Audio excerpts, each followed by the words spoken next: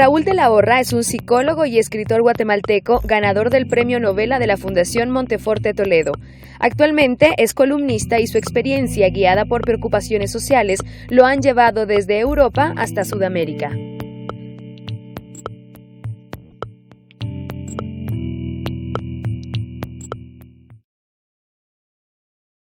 Bienvenidos a Consentido, estamos súper bien acompañados aquí en Blue Tree, una bebida deliciosa. Vengan a probar todas las bebidas que hay de café y para compartir con la familia, el novio, los amigos, lo que sea. Y además estamos súper bien acompañados porque tenemos a un favorito de las letras, yo así lo pienso, así lo leo. Es Raúl de la Horra, bienvenido a Consentido.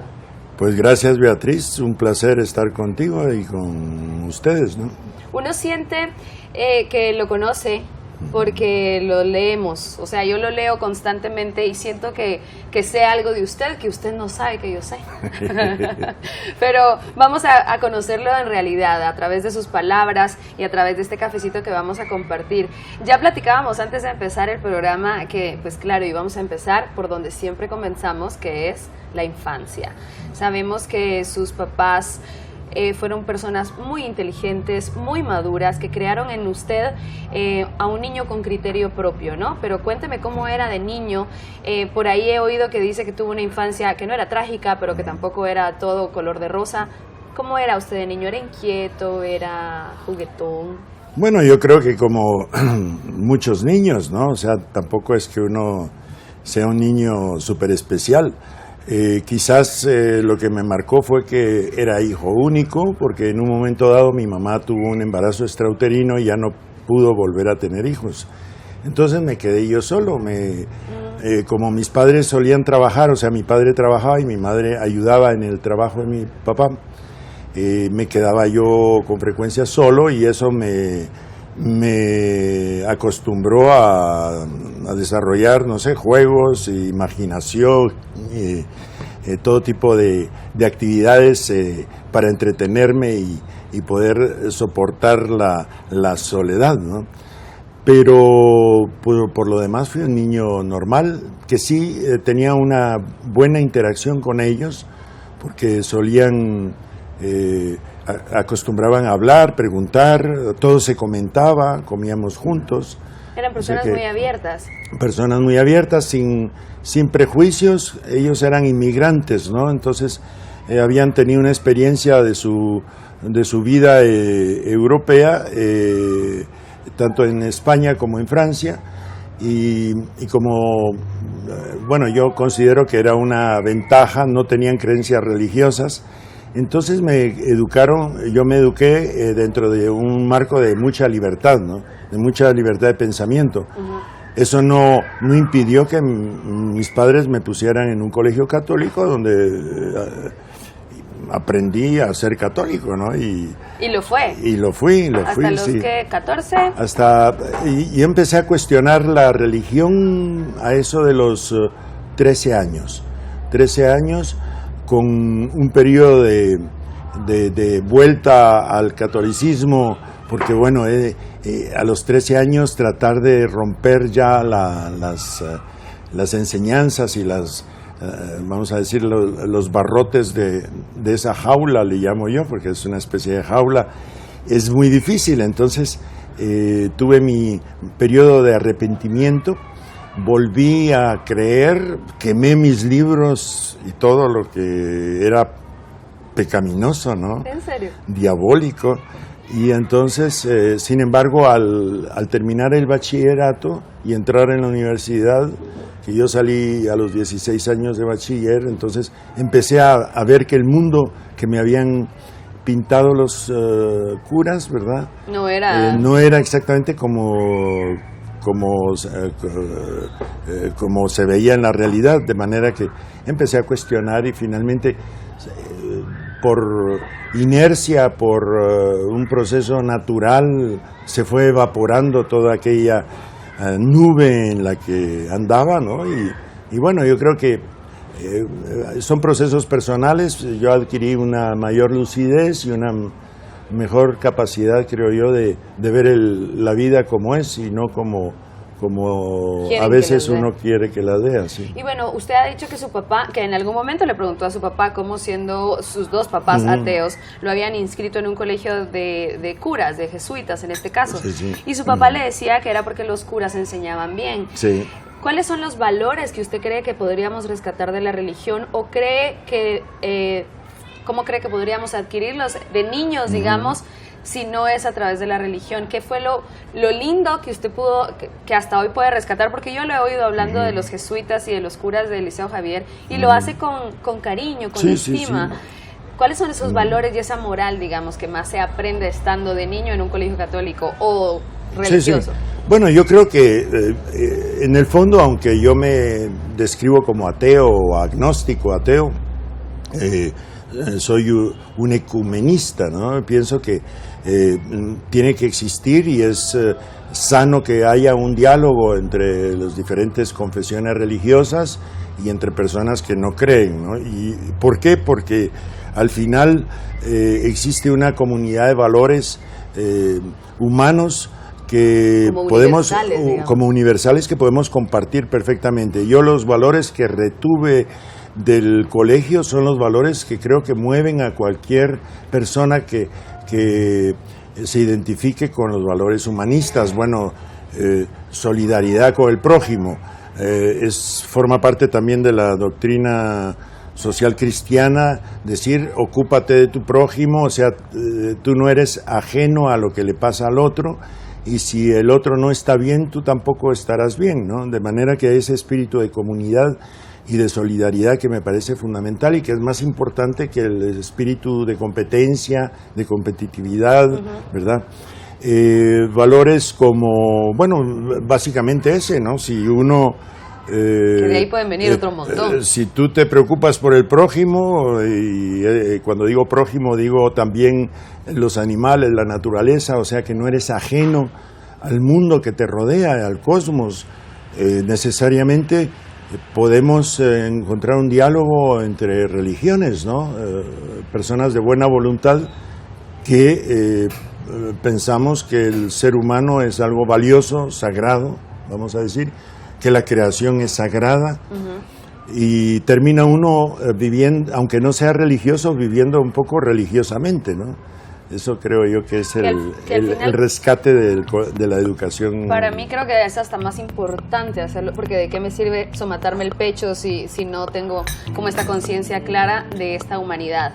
Raúl de la Horra vivió durante muchos años en Europa, estuvo incluso en Alemania antes de la caída y estuvo del lado este de Alemania. Hay mucho que platicar, no solo de su biografía, digamos, sino sobre todo de su filosofía. No se muevan que ya regresamos con nuestro consentido de hoy.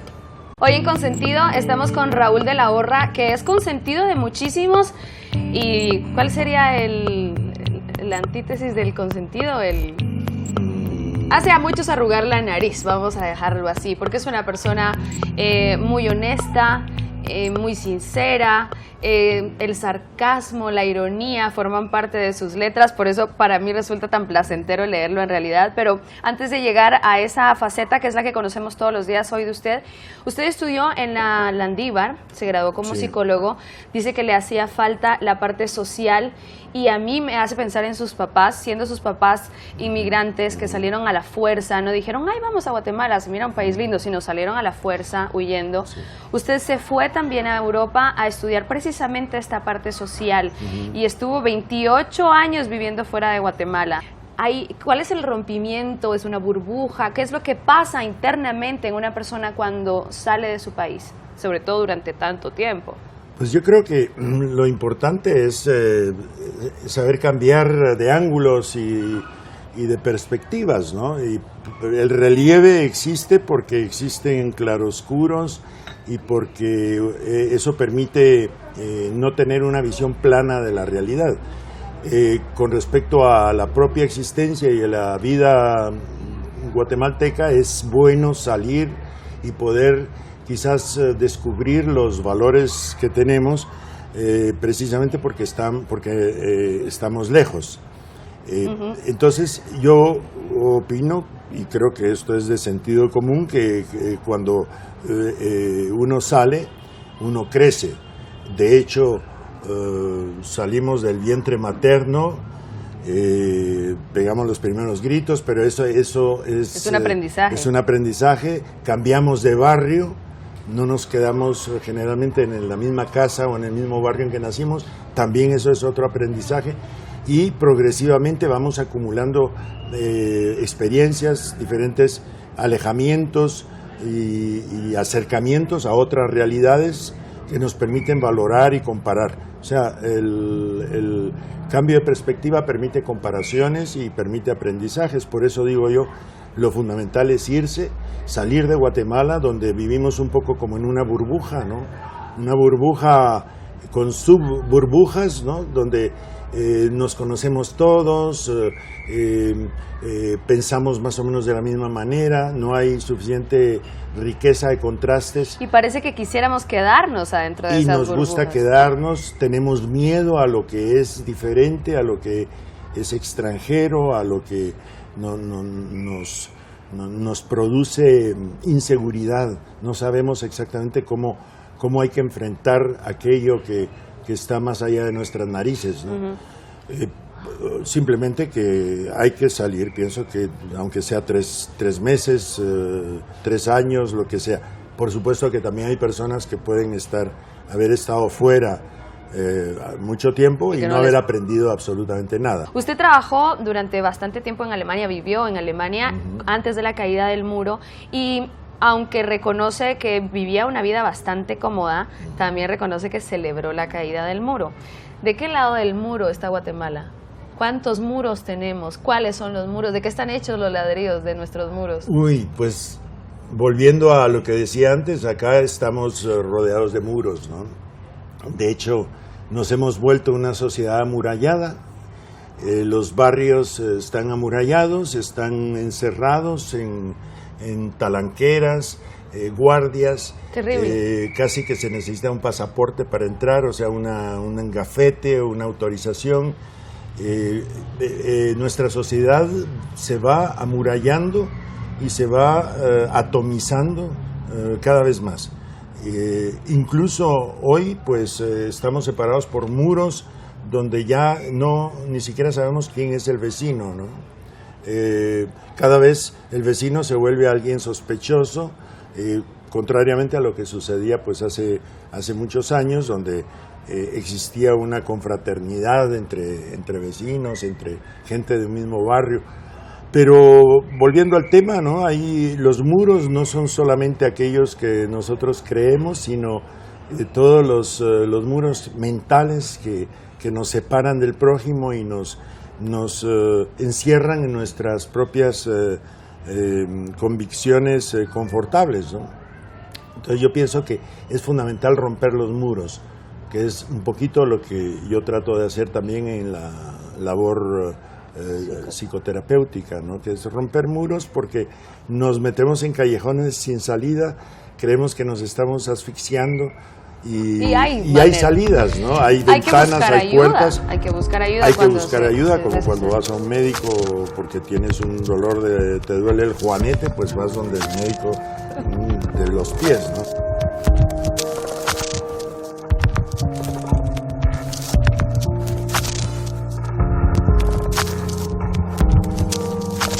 ¿Cómo se crea una identidad? Y aunque creo que la respuesta ya la sé a esta, se la tengo que hacer. ¿El guatemalteco tiene identidad o cuál es nuestra identidad?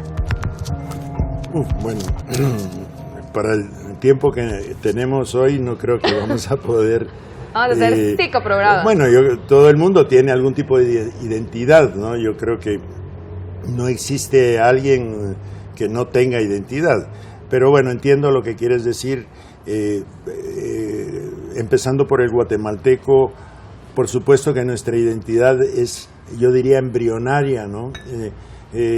Todavía no sabemos exactamente quiénes somos, qué somos, no conocemos ni siquiera nuestro pasado, no tenemos grandes marcos de referencia identificatorios que nos permitan identificarnos con grandes gestas grandes hechos en la historia que podrían enorgullecernos. No hemos construido suficientemente la mitología, porque la identidad está hecha de subjetividad, de razón, pero ¿será que pero no los de tenemos mitología. o no queremos verlos grandiosamente? Yo creo que de los dos. Yo creo que lo que tenemos no queremos valorarlo, o no sabemos valorarlo, o no aprendemos a valorarlo, y falta mucho por construir también. Entonces, la identidad, como decía, del guatemalteco para mí es algo en proyecto, y desgraciadamente esto nos hace un poco, nos da una carencia de estructura interna, ¿no? De allí que seamos tan adeptos a veces a personas que nos proporcionan esa identidad, ¿no? O esa estructura. Nos pegamos a y ellos. Entonces, lo que es los militares son personas, o sea, es una institución, es una forma de autoridad que nos estructura. La iglesia es otra forma que nos estructura, y siempre andamos necesitados de algo externo. La misma familia, incluso. La misma familia. El problema con la familia es que, sobre todo hoy en día, la familia ha estallado en pedazos, ¿no? Ya no es la familia patriarcal, grande. Hoy en día, pues, la familia está también atomizada. Sale cada uno a su trabajo, a sus estudios, cada uno se va a su carro, no almuerzan juntos, cada uno tiene su televisión en el cuarto. O sea, ya no hay espacios tampoco donde la familia pueda encontrarse y confirmar su identidad y su historia común. Vamos a seguir hablando con Raúl de la Borra. Nos vamos rápido a un corte, no se muevan que ya regresamos. Hoy en Consentido estamos platicando con Raúl de la Borra. Ya vemos un poco su visión, su postura, que a mí me parece, con todo y el sarcasmo que leemos en su columna, una postura más bien amorosa, ¿sabe? Creo que el sarcasmo, es mi punto de vista, es algo saludable, y solo el sentido del humor es un indicio de salud. Me lo dirá usted que es psicoterapeuta.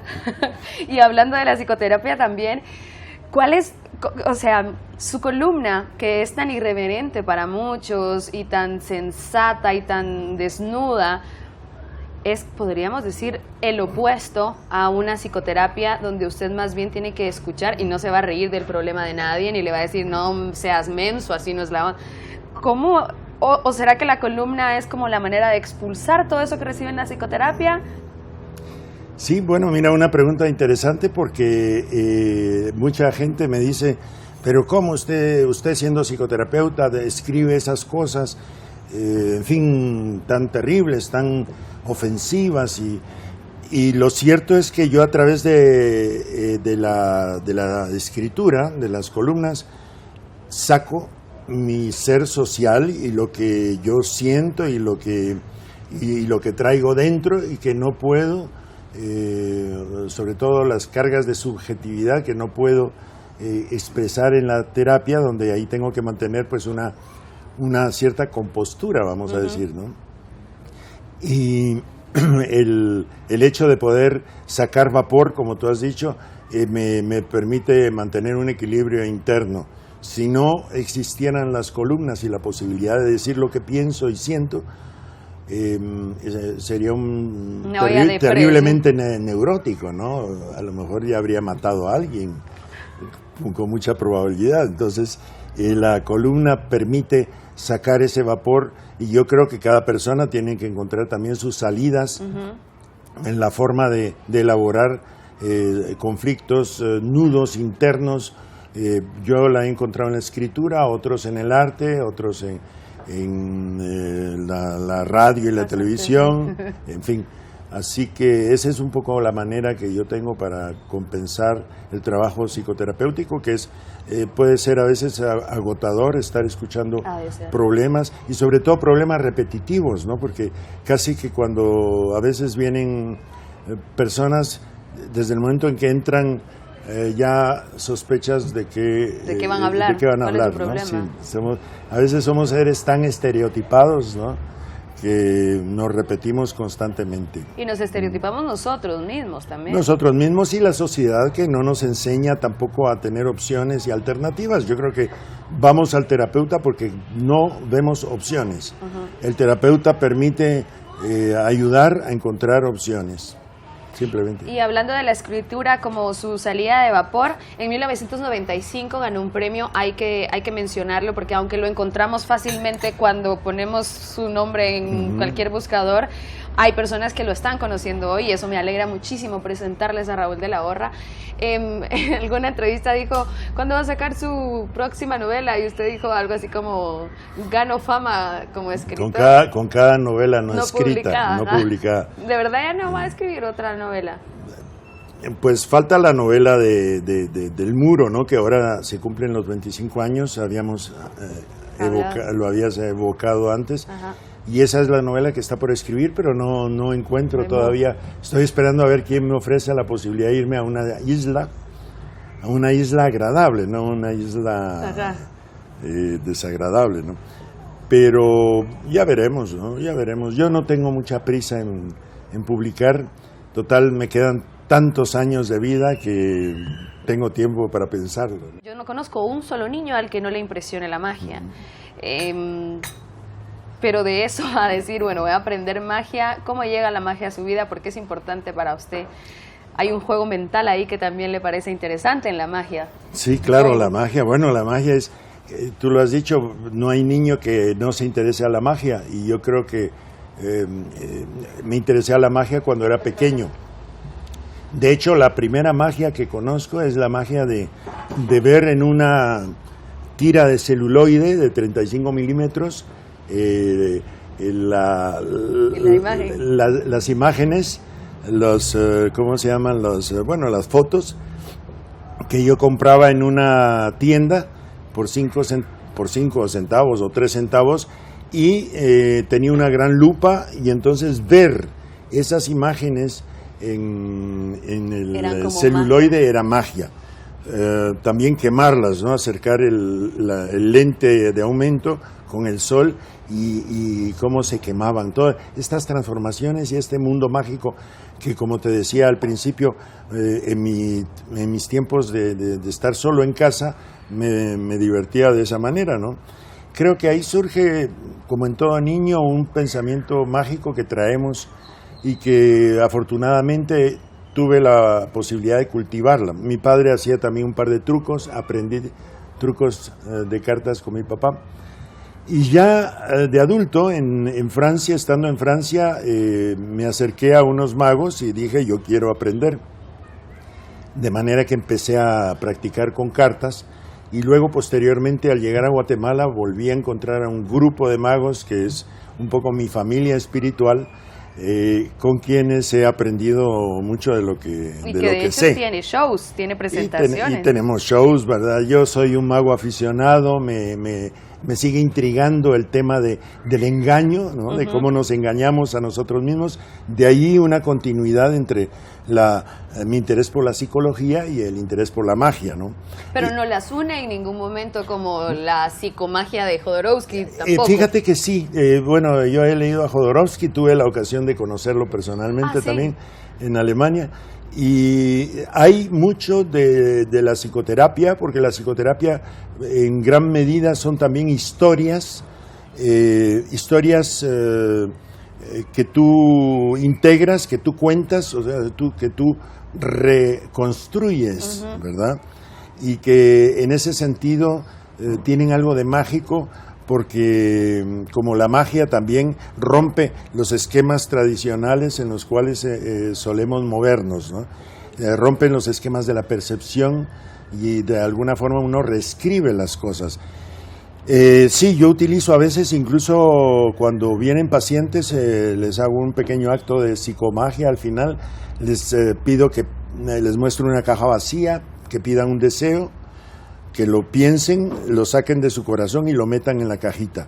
Cuando cierro la caja, nos concentramos unos segundos y cuando abro la caja está llena de piedras que no son piedras preciosas, pero son muy bonitas, de diferentes colores, que escojan allí una de ellas porque ella materializa el deseo que ellas tienen y que se lo lleven y que lo guarden porque ese deseo materializado puede ayudarles a lograr el objetivo, ¿no? Claro. Que quieren.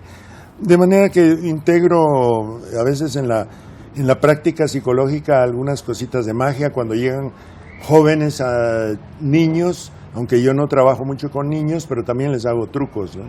Así que la magia está en todas partes, finalmente también está en la manera de ver y en la manera de descubrir el asombro ante la vida y ante los demás, ¿no? Que mientras más mantengamos esa capacidad, encontramos nuevamente como un alivio, mientras más mantengamos la capacidad de maravillarnos, de decir, ¡ah, qué mágico!, así de sorprendernos, de reírnos, de emocionarnos muchísimo con algo, también es saludable, ¿no? Pues es lo más sano que hay, ¿no? Asombrarse, si no moriríamos. O sea, la muerte es hasta cierto punto el cese de la curiosidad y del descubrimiento, ¿no?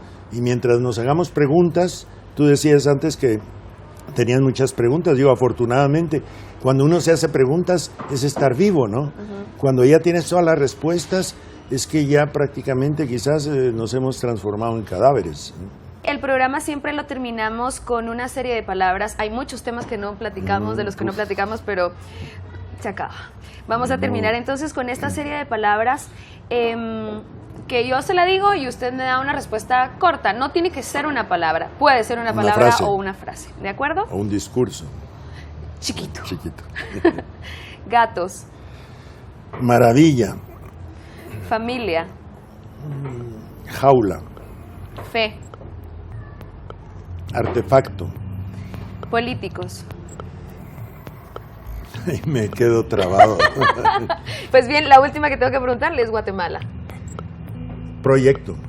Muy bien, pues gracias por su tiempo, por el cafecito, por la plática y gracias a ustedes también por estar ahí del otro lado. Comenten usando el hashtag Consentido1850. Soy Beatriz del Cid.